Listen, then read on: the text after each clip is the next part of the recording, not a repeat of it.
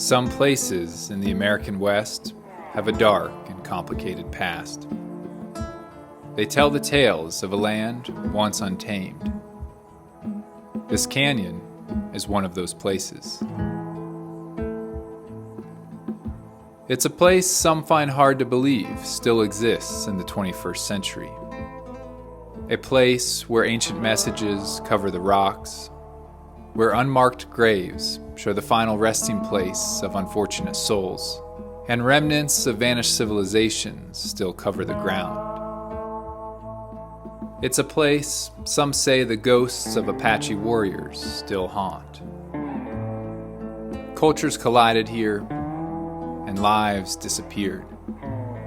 No one knows how many people entered this canyon and never returned. Some historians say 400, others 500.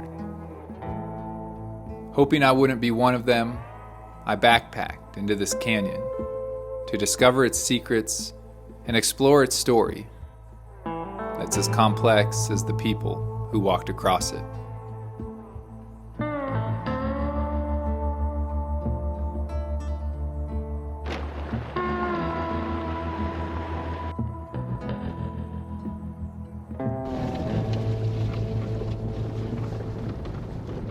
As I'm driving in, I'm realizing I was wrong. That notch there is not what we're headed for. Looks like probably up in there instead. Gotta be honest, it is a barren wasteland out here.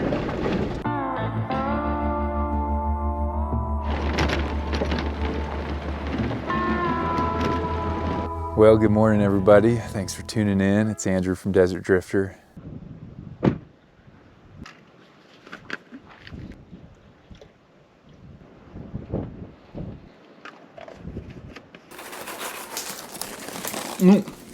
5-second rule. Who are you? Have you ever wanted to know the answer to this question? If so, join me and 90 million others who have used my heritage to help discover our family histories. Building my family tree was a meaningful experience, and because of their instant discovery technology, with one click, I was able to add dozens of relatives to my tree. With my heritage, you have access to over 20 billion records at your research fingertips. And by using them, I learned some really interesting stuff. For instance, I learned my grandfather, shortly after coming home from World War II, was hit by a train in Ohio and ejected from his vehicle. Thankfully, he survived, or I wouldn't be here today. Or how about this photo of my great-grandmother? Speaking of photos, one of my favorite features is the ability to colorize old black and white photographs. This is my great-grandmother on my mom's side. I was able to see her in an entirely new way with this feature. It's very impactful to see your relatives come to life, and I had a lot of fun colorizing a number of old photos. My heritage is comprehensive and very simple to use, so in a rather short time, you can uncover a lot about your past. By using my link in the video description, you can try my heritage for free for 14 days. I'd love to hear what you discover about your family history that you didn't know before. Before I hit the trail, I wanted to pay my respects at the local cemetery. Barren though it might seem, this land has always drawn people. In past times, the entrance to this canyon was the only reliable water source for dozens of miles. When people compete for land and limited resources, violence ensues. The only headstone here is for these 4 privates who were killed on a wood cutting detail. Supposedly a couple miles away from here, they went out to get wood and they were ambushed by the Apaches.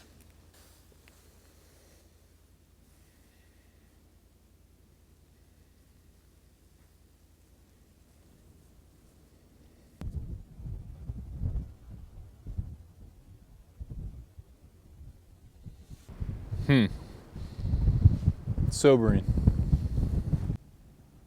This is a complex place, and various people have called it home. From archaic hunter-gatherers to the Mimbres culture, whose pottery is some of the most prized in the American Southwest, to later tribes like the Apache, who moved into this area after being forced off the Great Plains by the Comanche. They have all been here. By the 1800s, when white settlers were flooding into the area, this was the heart of Apache land, and they weren't going to give it up without a fight. This canyon was part of an old trail system, known as the Butterfield Overland Trail. By the 1860s, traveling through this canyon became infamous as a journey of death. The canyon was renamed Massacre Canyon. The violence became so severe that the U.S. government sent the Army to build a fort here. It was called Fort Cummings. But the danger of Apache attacks remained so high, there were times even the Army hardly dared leave the fort. What's left of Fort Cummings stands a short ways away from its old cemetery.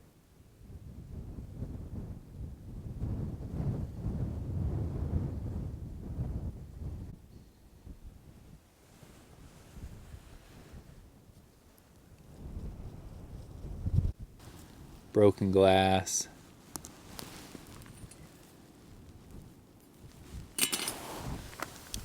What's this? Looks like some porcelain.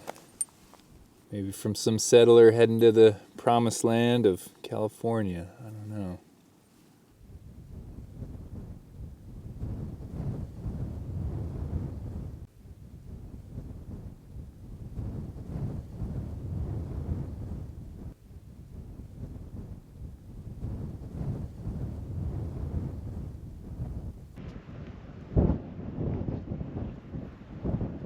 This is a site that I've really been excited to come and see. I've really wanted to explore it. And so I'm excited, and yet there's a solemnity to it all. In many ways, it's like walking hallowed ground on some battlefield someplace. Men, women, and children of lots of different nationalities all breathe their last out here.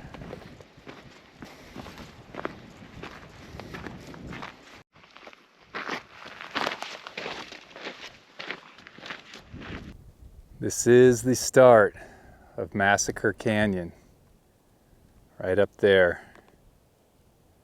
Your last potential place of safety is just back over this ridgeline here, a few hundred yards. Trying to put myself in the shoes of those traveling through here in the 1860s. I'm sure rifles were fully cocked, at the ready.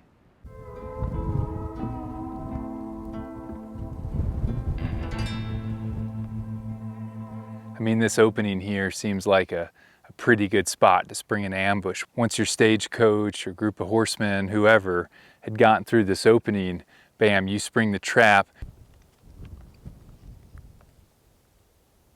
This is the old trail, the old stage line.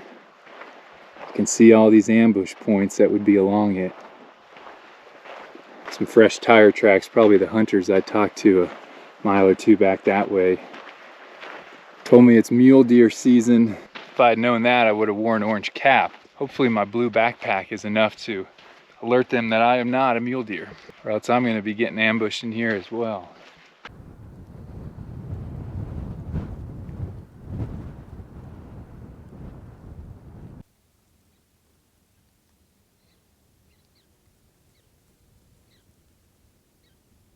These hills were often the places where the attack was sprung. It makes me wonder what might be up there. Well, my curiosity got the better of me, so I dropped my pack just down there. I just want to check out a couple of these hills here at the entry point. Look at this. Oh, I can't tell. Yeah, it looks like a beat up point. Oh, for sure. I'm trying to figure out it's a point or not. It's definitely not a very pretty one. The tip's been broken, but looking at it, I'm pretty sure it is.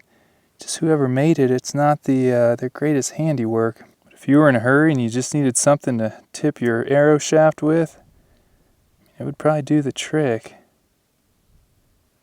Just right here.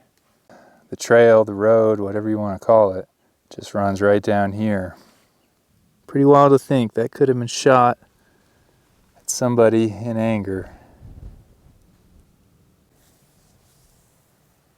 Pretty wild to think about the possibilities. I continued up the hill, curious to see possible ambush positions.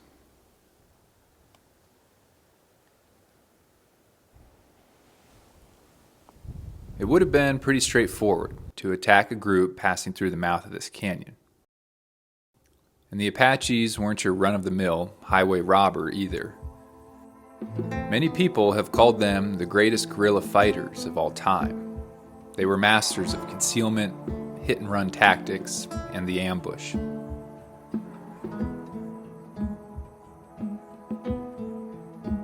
This canyon might not look like much, but the body count their attacks accumulated here tells a different story.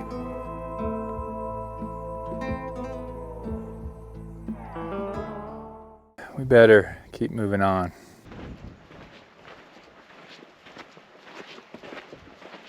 So the canyon entry point is back in here. And now I'm just continuing up to what they call the pass, somewhere up here. Huh. Look at these over here. It looks like maybe some more graves. Yeah, seems to be 100% covering up a body. And if you're wondering, why didn't they dig in this? I mean, this stuff is so hard and rocky. You might not have had the right equipment, and even if you did, you might not want to stay too long because you didn't know who was watching you.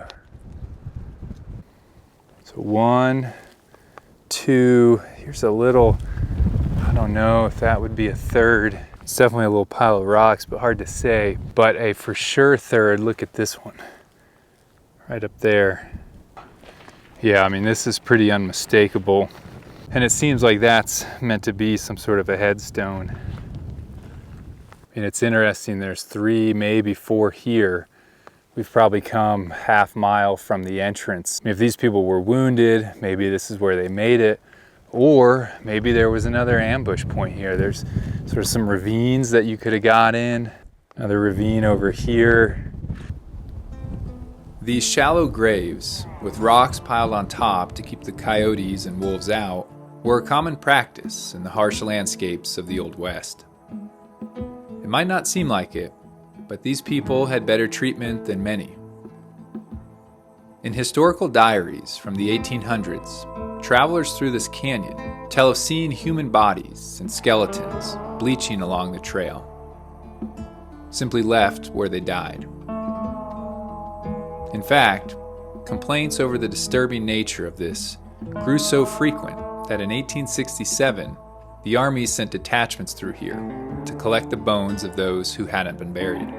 They gathered dozens of unknown remains and buried them in a mass grave at the Fort Cummings Cemetery.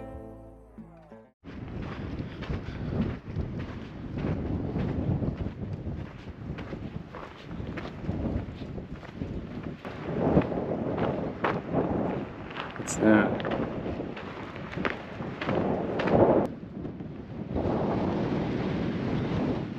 Seems like for sure this has to be another burial.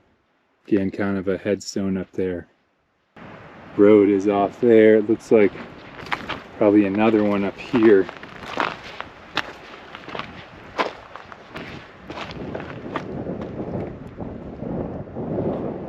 Just when I was thinking it was closing back in and looked better for an ambush, bam, we got 2 burials, it appears. Oh, make that 3. Probably another one right here. So according to my count, that's a definite 7 and maybe 8.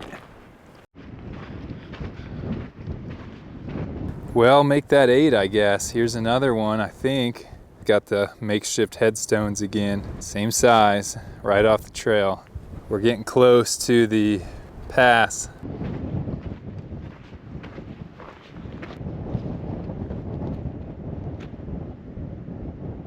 So the old trail runs just right there. I saw something odd when I was standing over there.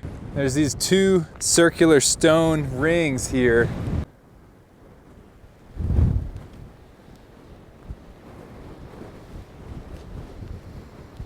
It makes me wonder if this is an ambush point or if this was some sort of a defensive structure because they were ambushed.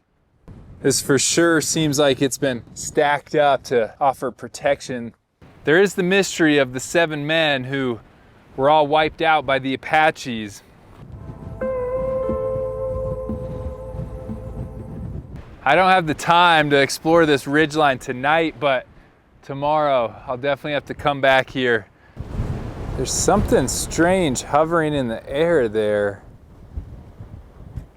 I can't make out what it is. It's hard to hold the camera steady. The wind is blowing so hard. That wind was blasting me. I didn't want to stay up there too long. I'm gonna head up this side canyon a ways and hopefully eventually find a place to camp out of the wind. It's that time of year where daylight quickly runs away from me. Well, I think this will do if I kick some of these cow pies out of the way. I think I can get a flat enough spot. We've got these creosotes here and junipers over on this hillside. It's gonna be cold tonight, so I'm thinking I'll gather some wood for fire. This little berm is giving me some wind protection. I'm not down in any canyons, which although they might have wind protection, cold air sinks, so they're gonna be cold down there tonight. Looks like there was an old fire ring here, so I'm gonna try and...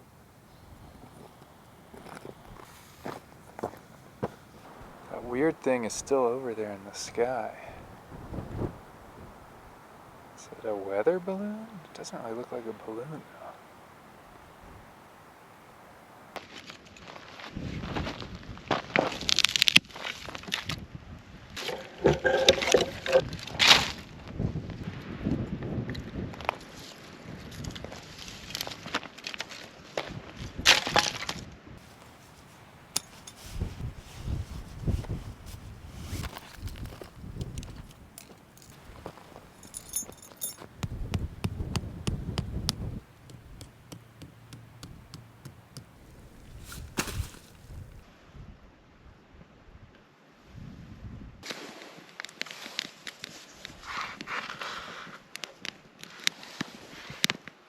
Tonight, we're gonna do some mac and cheese with some bacon, a little bit of veggies. I got a jalapeno, half a squash, a little bit of broccoli. I'll be honest, there's a part of me that it feels like I should be fasting or something out here, just given the nature of this place.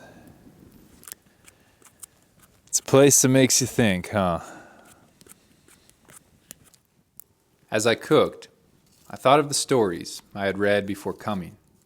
In 1867, a frontier photographer, William Bell, wrote in his diary, "I went with some wagons for supplies to Fort Cummings and visited Massacre Canyon. Hundreds of miles before I reached it, I listened with anxiety to the stories told me by frontiermen about the dreadful massacres perpetrated by the Indians in that dread gorge.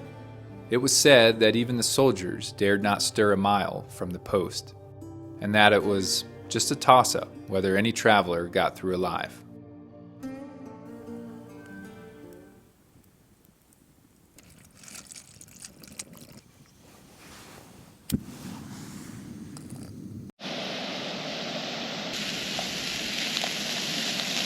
The Apache-American Wars ran for about 40 years. From the 1840s into the 1880s. If you've never looked into the history of the conflict, prepare to be shocked. Hundreds of murders, massacres, battles, tortures, and atrocities fill the history books, perpetrated at various times by both sides. If you want an easy black and white explanation to distinguish the good guys from the bad guys, you won't find it here. In my opinion, there's examples of each on both sides of the conflict. As is often the case, those who create the problems and those who suffer the consequences are not the same. The dead in this canyon would probably raise a toast to that. Looking tasty.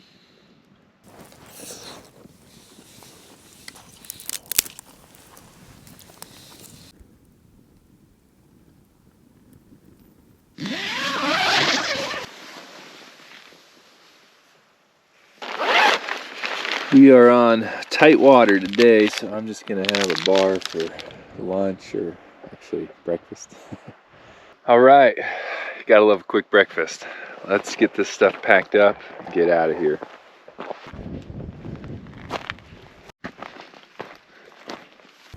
It's a beautiful morning. It's actually quite a bit warmer. Seems like it warmed throughout the night. What do you think? Should we head back to where I found those structures yesterday evening? What I wanted to investigate was the possibility that they could be associated with the Freeman Thomas Party. Thomas and a group of 6 additional men were attempting to travel from Texas to California in the summer of 1861. They knew the risk they were taking, so they armed themselves to the teeth with all the latest rifles and revolvers. After watering their horses at the spring, they entered this canyon. What they didn't know was that Apache chiefs had recently united in an attempt to drive the white invaders from their land. At the mouth of this canyon, a party of 200 to 300 Apache warriors awaited these 7 men. The ambush was sprung, and the chase was on.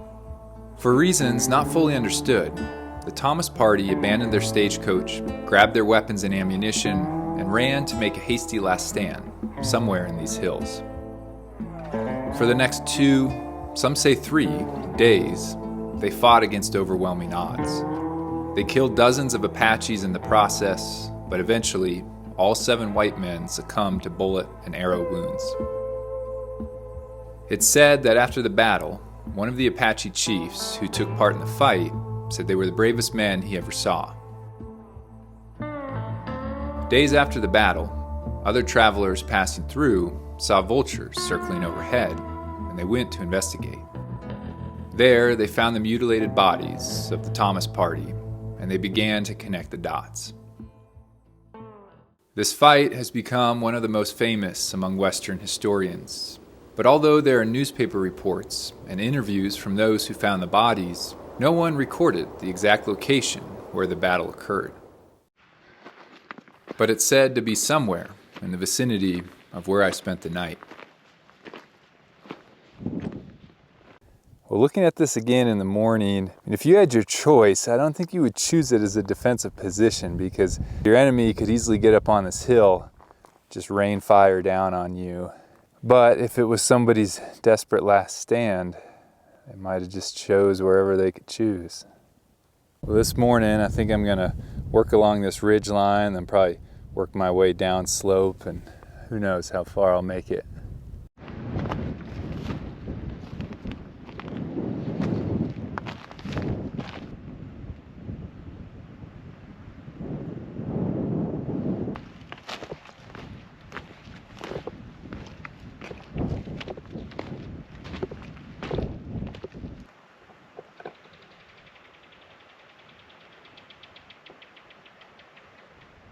Could be losing my mind out here, but I just walked by this. I thought, gosh, that just looks like there's been a few rocks piled up there.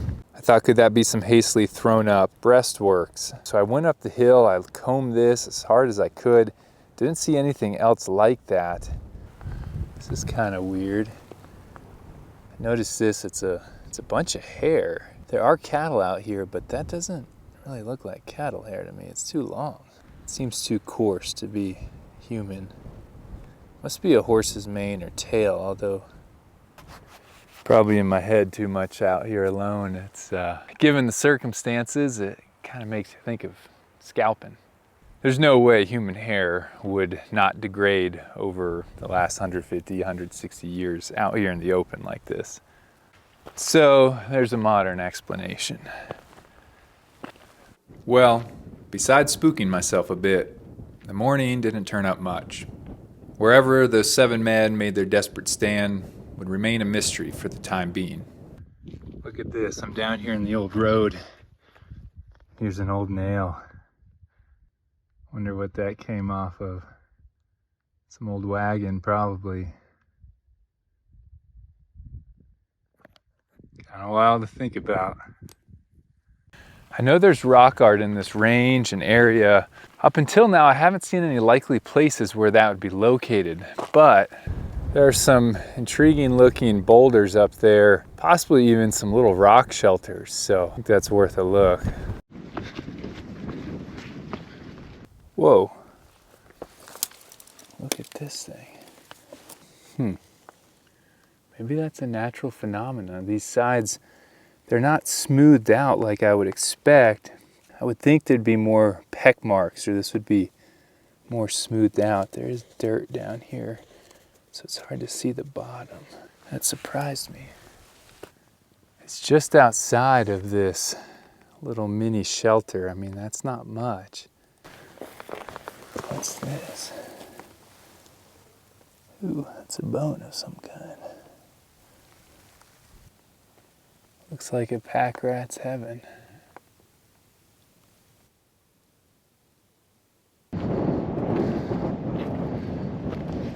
Oh, are these more? Yeah, wow. That one gives you an idea how deep they can be, because it's not as filled in with stuff.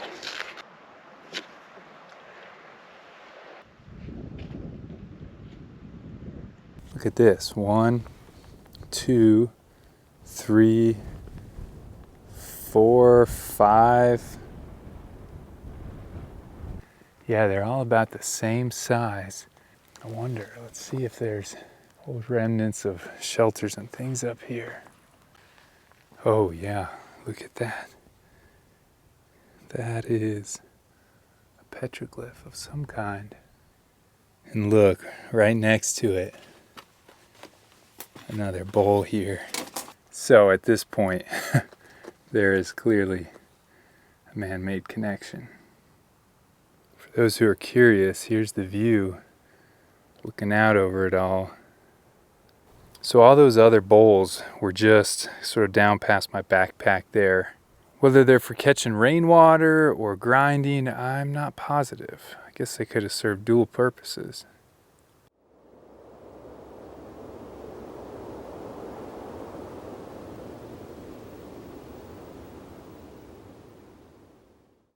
Well, there's gotta be more up here, so let's keep looking.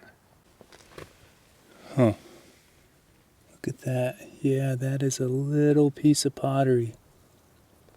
Just a tiny potsherd here.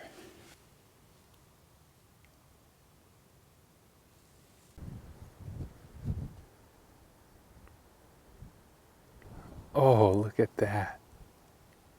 Oh, what is that thing? Wow. Look at these feet. It's like all sorts of feet. Human. Probably turkey over here.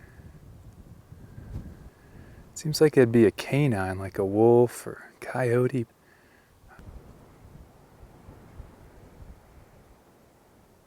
This bottom foot is just, wow, it's like so realistic. Oh wow. I mean, I just see the more I look uphill, the more there is.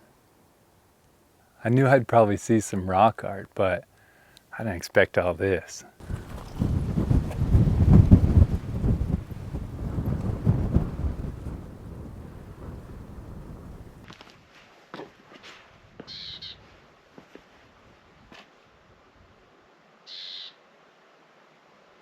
Look at this one. It's actually up on the top of one of these rock shelters. Oh wow. There's a ton up here.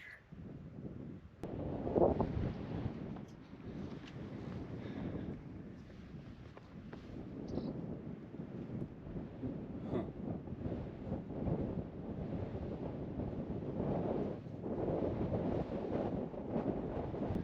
Put in perspective, you can see my little backpack. I think right. I mean, this seems like this whole flat was sort of a work area, hangout area.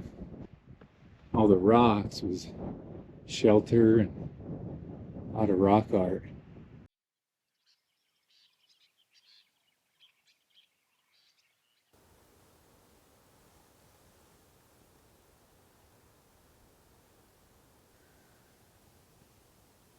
More footprints. I don't know what it is about the footprints. They just kind of get to me. Oh, look at this. There's a, wow. Everywhere you turn, there's more, but look at this. It's what caught my eye. There's a rock shelter.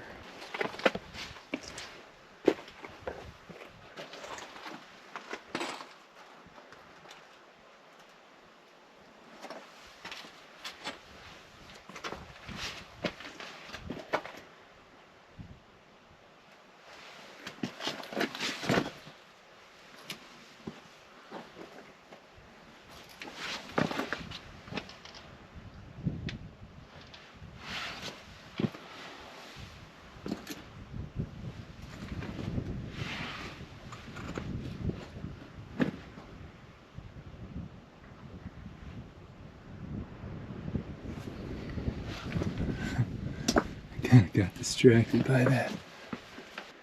Wow, it's just like a maze of discovery. Whoa. Wow.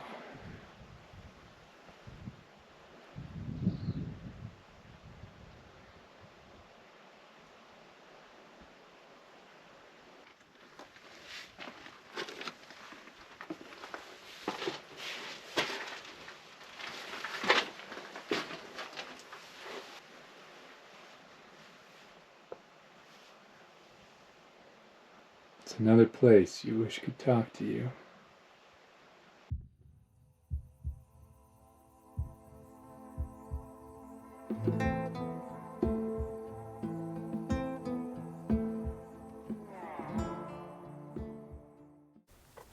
Wow. So I'm standing here just looking at all this. I look down. Holy moly. Look how deep that thing goes. I mean, that's a solid 15 inches deep. Huh. Really fascinating. I wonder if some of these have a ceremonial significance of some kind, because that is right between these two boulders that are just covered.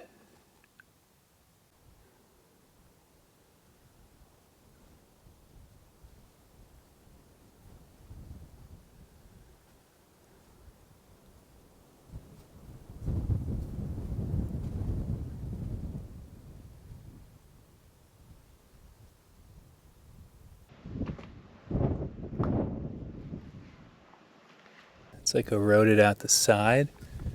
And you got those two there, make it a third. But that one, kind of wild, the bottom's eroded out.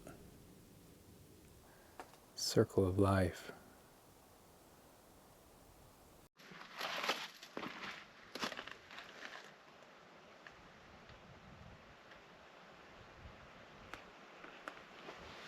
Everywhere I went, the rocks were covered with petroglyphs.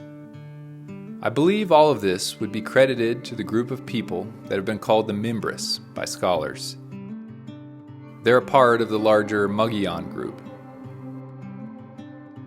The Mimbres were here many centuries before the Apache arrived, and even longer before the Spaniards or Americans. It's just a perfect example of how there's so many layers of the human story out here. Golly, it just goes on and on. It's an interesting creature up there, isn't it? That long tail. I believe this might be a depiction of a macaw carried up via some prehistoric trade route from present-day Mexico. Their remains and feathers have been found at numerous archaeological sites throughout the Southwest.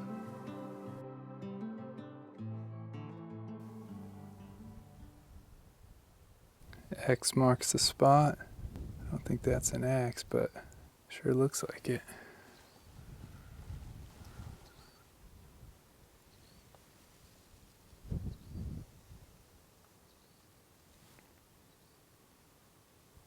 The day was getting long, and I was running out of water. I had hauled all I expected to need over these 2 days, but now I was on to my final bottle. With one last look, I decided I had seen enough, and it was time to start the hike back. I vowed that someday I'd have to return to learn more of the history here, written upon the landscape. Don't forget to check out My Heritage if you're interested in learning more about your family's history. You can do so by scanning the QR code here or clicking the link below. Thanks for watching.